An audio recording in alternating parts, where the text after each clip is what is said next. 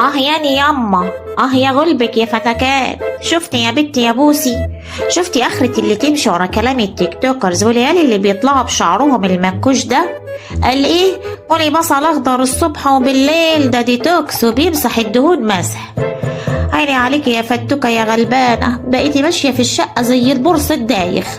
أنا من ساعة ما بدأت الديتوكس المهبب ده والنفس اتسدت فعلا، بس مش عن الأكل يا ضنايا، ده الجيران بقوا يشموا ريحتي من ورا الباب ويقولوا الحقوا في فسخاني فتح فرع في الدور التاني عندنا.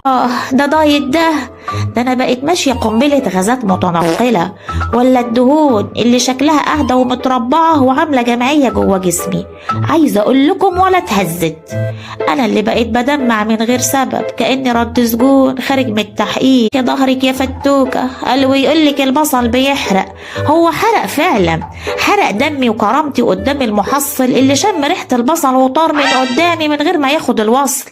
بقول لكم يا ولاد، بلا دايت بلا بصل، مفيش احسن من المحشي، يرم العظم ويكبر الخاطر. عيني عليكي يا فتوكة، ملكيش نصيب في الرشاقة بس ليكي الجنة يا صبرة.